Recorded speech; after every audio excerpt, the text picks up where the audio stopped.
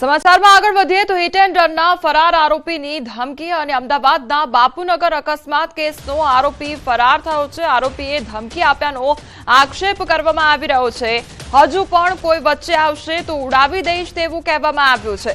5 લોકોને અડફેટે લેનાર હજુ પોલીસ ગિરફથી દૂર છે। ટ્રાફિક પોલીસ પણ હજુ આરોપીને પકડી શકી નથી। પોલીસ પકડથી દૂર આરોપી રહીશોને ધમકી આપી રહ્યો છે। ઘાયલના ભાઈને ફોન કરીને ફોન પર ધમકી આપવામાં આવી છે। ધમકી બાદ સ્થાનિકોમાં ભારે રોષનો માહોલ જોવા મળી રહ્યો છે।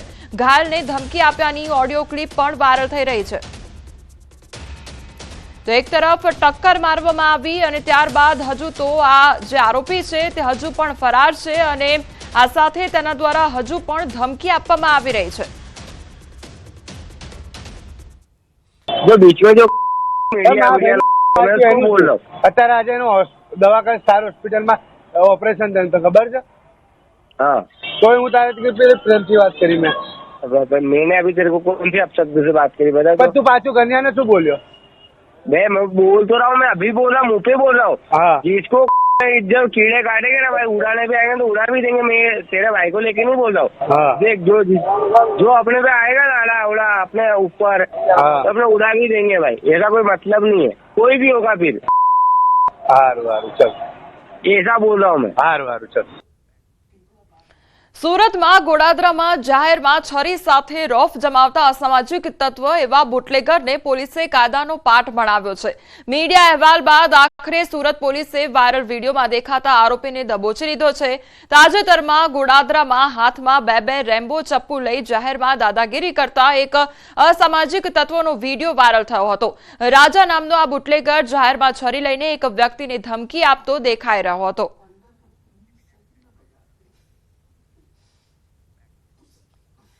અમદાવાદમાં શ્વાનની લઘુશંકા બાબતે ઝઘડો થયો અને 3 લોકો ભેગા મળી વૃદ્ધ સાથે મારામારી કરી હતી। અમદાવાદના કૃષ્ણનગર વિસ્તારની આ ઘટના સામે આવી છે। પોલીસે ફરિયાદ નોંધી વધુ તપાસ હાથ ધરી છે। તો શ્વાનની બાબતે ઝઘડો થયો હોવાનો મામલો સામે આવ્યો છે અને 3 વ્યક્તિઓ દ્વારા જે વૃદ્ધ હતા તેમના પર હુમલો કરવામાં આવ્યો હતો અને માથાકૂટ કરી હતી। આ અંગે પોલીસ દ્વારા વધુ તપાસ હાથ ધરવામાં આવી છે।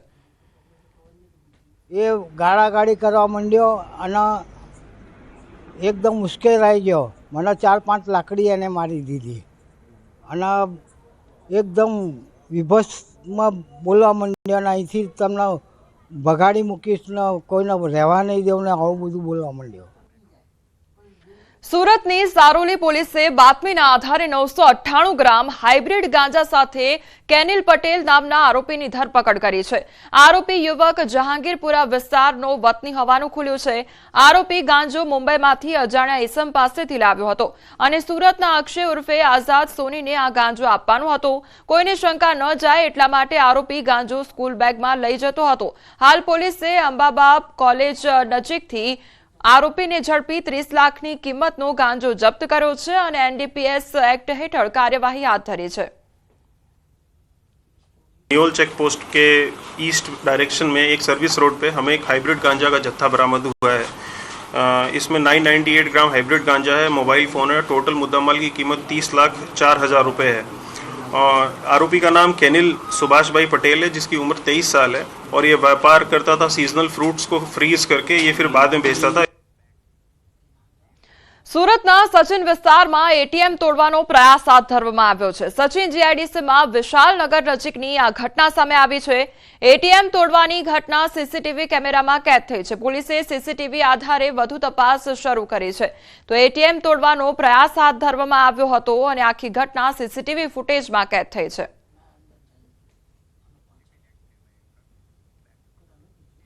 વલસાડમાં જોખમી સ્ટંટનો વિડીયો વાયરલ થયો છે। અમદાવાદ મુંબઈ નેશનલ હાઈવે પર પૂર ઝડપે દોડતી કારમાં એક યુવકે જોખમી સ્ટંટ કરી સીન સપાટા કર્યા હતા। નેશનલ હાઈવે પર વાહનોની સતત અવરજવર વચ્ચે પૂર ઝડપે દોડતી કારના સનરૂફમાંથી એક યુવક બહાર આવે છે અને ત્યારબાદ કારની ઉપર બેસી જોખમી સ્ટંટ કરે છે।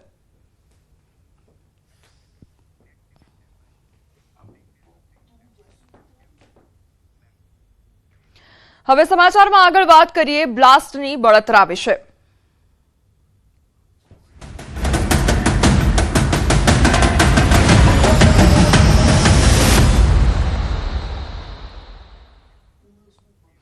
તો બનાસકાંઠા ડીસાની આ ઘટના કે જ્યાં બ્લાસ્ટ સર્જાયો હોવાની ઘટના સામે આવી અને કેટલાય શ્રમિકોએ પોતાનો જીવ ગુમાવ્યો, ત્યારે ડીસામાં બ્લાસ્ટ પ્રકરણમાં સૌથી મોટો ખુલાસો સામે આવ્યો છે। તો ડીસામાં બ્લાસ્ટ પ્રકરણમાં જે અપડેટ સામે આવ્યું છે, એક બાદ એક ખુલાસા થઈ રહ્યા છે। બનાસકાંઠા પોલીસે વધુ 4 શંકાસ્પદોને પકડી પાડ્યા છે। બ્લાસ્ટ પ્રકરણમાં બનાસકાંઠા એસપીનું નિવેદન સામે આવ્યું છે। તો બનાસકાંઠા પોલીસે વધુ 4 જે શંકાસ્પદો છે તેમને ઝડપી પાડ્યા છે। બ્લાસ્ટ પ્રકરણમાં બનાસકાંઠા એસપીનું નિવેદન સામે આવ્યું છે। ગેરકાયદેસર ગોડાઉન પ્રકરણમાં 4 શંકાસ્પદોની પૂછપરછ હાથ ધરવામાં આવી છે। મુખ્ય આરોપીઓને ભગાડવામાં મદદરૂપ હતા, તો મુખ્ય આરોપીઓ ઈડરથી ઇન્દોર ભાગવાના પ્રયાસમાં હતા અને શંકાસ્પદ આરોપીઓ એકાઉન્ટ સંભાળતા હતા। મુખ્ય આરોપીઓના સાબરકાંઠામાં પણ ગોડાઉન છે। આરોપીઓનું સાસરિયું સાબરકાંઠા છે। જે આરોપીઓ છે તેની સાબરકાંઠામાં પણ આ જ પ્રકારના એ લોકોના ફટાકડા સાથેનો વ્યવસાય સાથે સંકળાયેલા એ લોકોના ગોડાઉન છે।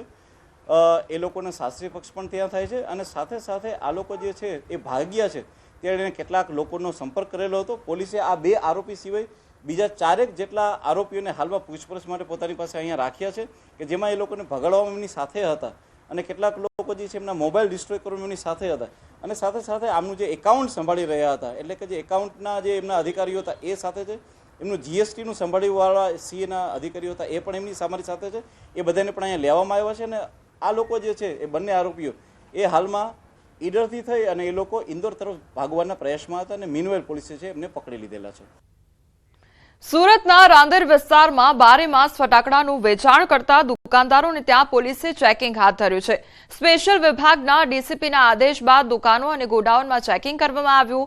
નિયમ અને પરવાનગી મુજબ ફટાકડાનું વેચાણ કરાય છે કે નહીં તે અંગે તપાસ કરવામાં આવી। ફાયર સેફટી સહિત તમામ નિયમોનું પાલન કર્યું છે કે નહીં તે બાબતની પણ તપાસ કરવામાં આવી। સાથે જ પોલીસે જણાવ્યું કે તપાસમાં કોઈ ખામી કે બેદરકારી દેખાશે તો કાર્યવાહી પણ કરવામાં આવશે। અમારા રાંદેર પોલીસ સ્ટેશન વિસ્તારમાં જે કંઈ ફટાકડા વિક્રેતા લાયસન્સ હોલ્ડર છે તે તમામની જગ્યાએ અમે વેરિફિકેશન કરી રહ્યા છીએ। તેઓ નિયમ મુજબનું લાયસન્સ ધરાવે છે કે કેમ, જે લાયસન્સની રિન્યુઅલ ડ્યુ ડેટ તો નથી ને, મતલબ કે ઇન પીરિયડ લાયસન્સ રિન્યુ કરાવેલ છે કે કેમ, લાયસન્સમાં જણાવ્યા મુજબનો જથ્થો મેન્ટેન કરે છે કે કેમ, તેમજ યોગ્ય પ્રમાણપત્રો મેળવેલા છે કે કેમ, ફાયર સેફટી વગેરે, અને એ ફાયર સેફટીના જે સાધનો છે એ પણ યોગ્ય વેલિડિટી વાળા છે કે કેમ એ વગેરે અમે ચેક કરી રહ્યા છીએ।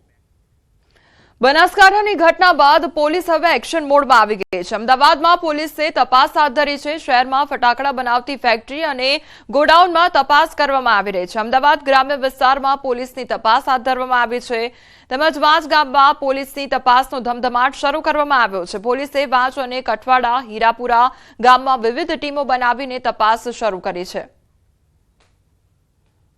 અમદાવાદ ગ્રામ્ય જિલ્લામાં કુલ 75 જેટલા ફટાકડાના ઉત્પાદન, સંગ્રહ અને વેચાણના લાયસન્સ ધારકો આવેલા છે। માન્ય આઈજી સર અને એસપી સરની સૂચનાથી કાલથી એલસીબી, એસઓજી અને લોકલ પોલીસની ટીમ દ્વારા આ તમામ લાયસન્સ ધારકોનું સરપ્રાઇઝ ચેકિંગ હાથ ધરવામાં આવેલ છે।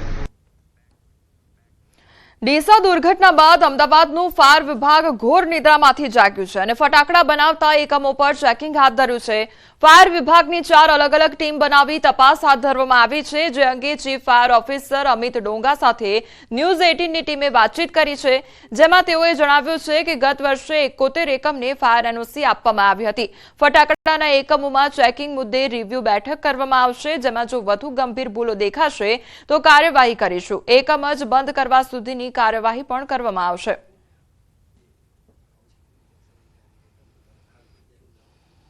ડીસામાં ફટાકડાની ફેક્ટરીમાં વિસ્ફોટ થતા અનેક નિર્દોષ લોકોના મોત થયા છે, ત્યારે તેના પડઘા સમગ્ર ગુજરાતમાં પડ્યા છે। અમદાવાદ મહાનગરપાલિકાના ફાયર વિભાગ દ્વારા પણ અમદાવાદની આસપાસ આવતા જેટલા પણ જે ફાયર એટલે જે ફટાકડા બનાવી રહ્યા છે તે એકમો ઉપર તપાસ હાથ ધરવામાં આવી રહી છે અને કડકમાં કડક પગલાં લેવામાં આવી રહ્યા છે। જોડાયા છે અમદાવાદ મહાનગરપાલિકાના જે ચીફ फायर ऑफिसर से थे अमित डोंगा। सर, किस तरह से बात करें, क्योंकि जो दिशा में जो घटना बनी है, किस तरह की यहाँ पर इम्पैक्ट पड़ रही है? अहमदाबाद नगर पालिका जो फायर डिपार्टमेंट है किस तरह का वर्क कर रहा है, फील्ड में कितने लोग अभी है, कितने लाइसेंस इश्यू या फिर रजिस्ट्रेशन कितने हुए थे फायर के अहमदाबाद फायर के डिपार्टमेंट में? सर, जो डिसा का इंसिडेंट हुआ उसके बाद से हमारी कामगिरी शुरू है फील्ड में। तो मेरी 4 टीम है जो फील्ड में काम कर रही है, कंटिन्यू तपास कर रही है, डॉक्यूमेंट वेरिफिकेशन कर रही है, साथ में अपना जो फायर के संसाधन है उसको भी चेक करवा रहे हैं कि फायर सिस्टम वर्किंग है या नहीं है। और जो भी नॉन कंप्लायंस में मिल रहा है, छोटा नॉन कंप्लायंस तो इमीडिएट नोटिस दिया जा रहा है।